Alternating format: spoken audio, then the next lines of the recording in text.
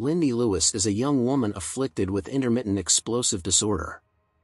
This causes her to react with violent rage at even the slightest transgression because her body has an unusually high level of cortisol, which in turn makes her stronger and faster than normal. Her parents eventually have her institutionalized due to her violent tendencies. After they fail to control her, the organization puts Lindy in the army, but they are also unsuccessful at controlling her rage.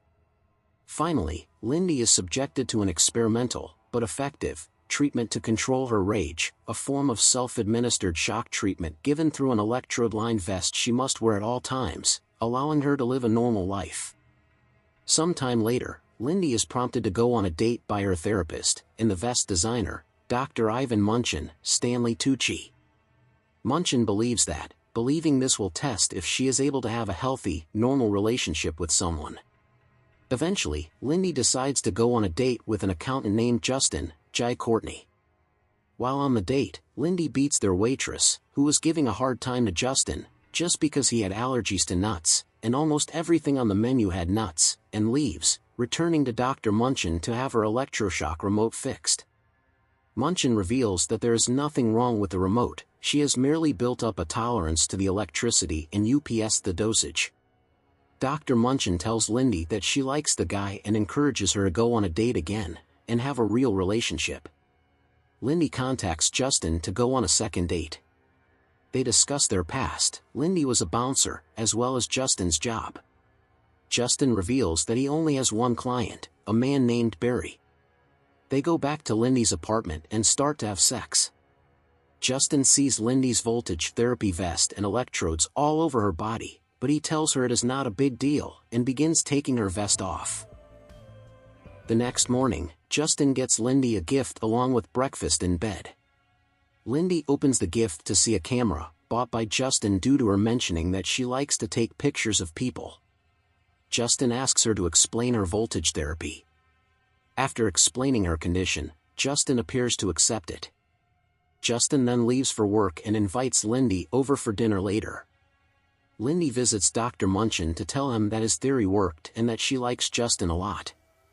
Munchin insists that they have a session to deal with these feelings, but Lindy leaves to take pictures with the camera Justin gave her.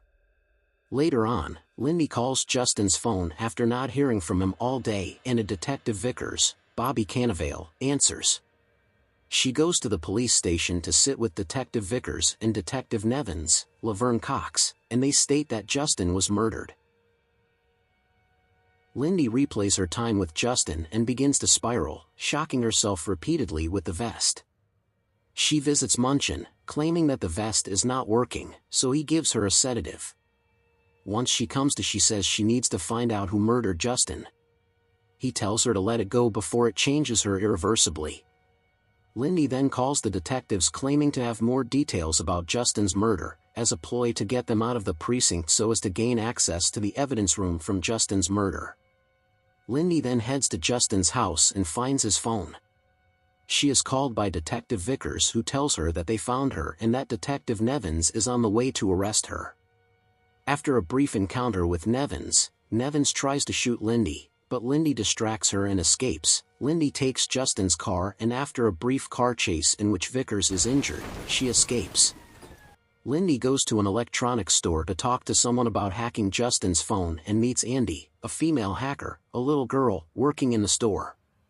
Andy is able to locate Justin's client, Barry Kasparsky, a notorious gangster who was confirmed to be the last person in contact with him. Upon finding out that Barry is in an abandoned building overseeing an underground fight, Lindy goes to that fight and demands that Barry tell her who killed Justin. He agrees, on the condition that she fight his top 3 guys all at once. Upon winning, however, Barry tries to get her killed. But Lindy manages to incapacitate both Barry and the gunman and gets him to tell her who killed Justin after threatening him with jumper cables. Barry tells her that a billionaire recluse named Gareth Fizzle, David Bradley, and Barry's boss, had Justin killed. She electrocutes him with the jumper cables anyway. Lindy visits Detective Vickers, now in the hospital after their car chase earlier, and asks him about Fizzle. Vickers tells her Fizzle's location as he is convinced that Lindy cared for Justin. However, Detective Nevins interrupts them and chases Lindy to the maternity ward, where Lindy begins throwing infants at Nevins to slow her down. Lindy makes her way to Gareth's building where his head of security, Delacroix, Ori Pfeffer, knocks her unconscious. She awakens in a white room, zip-tied to a chair. Delacroix has also removed her vest. After threatening to kill her, Delacroix puts Lindy in a car back to her apartment and keeps the electroshock vest. Back at Fizzle's building, Fizzle tells Delacroix to get rid of Lindy, after he hears that Lindy was asking for Justin and suspects that Fizzle killed him. Back in the car, Lindy tells the driver to let her out of the car, but he does not comply, so she grabs him and begins to choke him, causing him to crash. Lindy then goes to Dr. Munchin to get a new vest and returns to her apartment. She notices the 9 sign on her door has been moved, showing that someone was there, so she sneaks in her window and notices that Fizzle's men have rigged an explosive device to the doorway. She then disarms the explosive and pockets it for future use. She leaves, sees Detective Vickers outside her apartment, and gets in his car. She tells him he cannot arrest her because of her condition and he would be safer not to. Her apartment blows up and she leaves. She is captured by Delacroix when she tries to climb into Fizzle's building. He tells her he is sorry that he killed Justin. He says he is glad he was able to see her before Delacroix hits her in the head again and she is back in the drainage room.